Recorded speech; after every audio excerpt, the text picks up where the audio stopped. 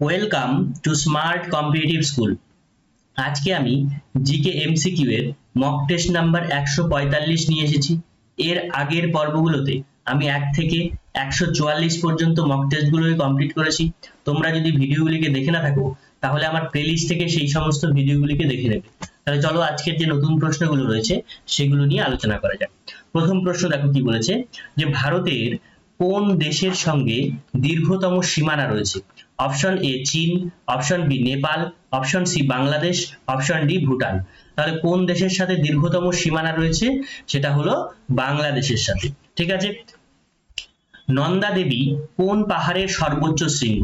Option A Garhwal, option B Nilgiri, option C Humayun, option D আরাবল্লী।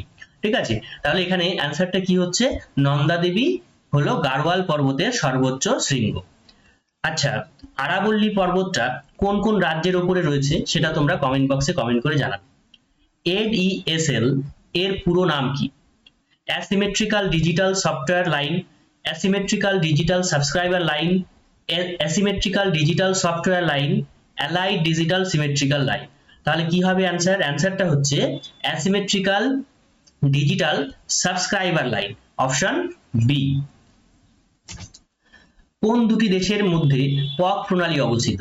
Option A Bharat এবং চীন, option B Bharat এবং Sri Lanka, option C Bharat এবং Bangladesh, option D কোনোটিই নয়। তাহলে পক প্রণালী কোথায় রয়েছে? ভারত এবং শ্রীলঙ্কার মাঝে। ভারতের শুধুমাত্র কোন রাজ্যে সাংহাই হরিণ দেখতে পাওয়া যায়?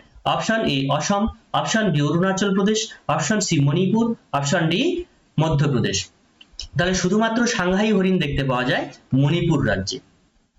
কিরাতার্জুনীয় গ্রন্থের রচয়িতা কে?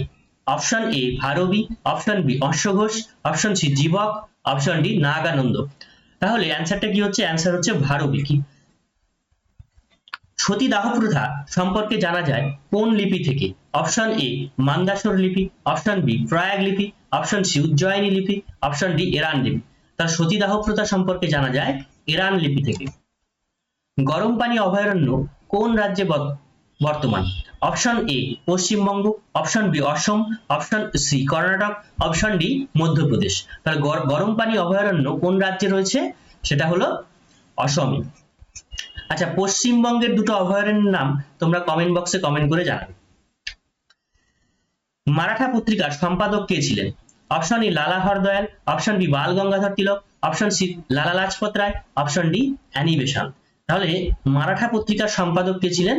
বাল গঙ্গাধর তিলক। সিঙ্গারনি কয়লা ক্ষেত্রটি কোন নদীর তীরে অবস্থিত? Option A Narmada, option B Godavari, option C Krishna, option D Kaveri. তাহলে সিঙ্গারনি কয়লা ক্ষেত্রটি কোথায় রয়েছে? এটা হচ্ছে গোদাবরী নদীর তীরে। ঠিক আছে, তাহলে আজকের মতো এ পর্যন্তই। তোমরা 10 এর মধ্যে কে কত পেলে অবশ্যই কমেন্ট বক্সে কমেন্ট করে জানাবে। ভিডিওটিকে ভালো লাগলে তোমরা লাইক, শেয়ার এবং সাবস্ক্রাইব করবে। Thank you.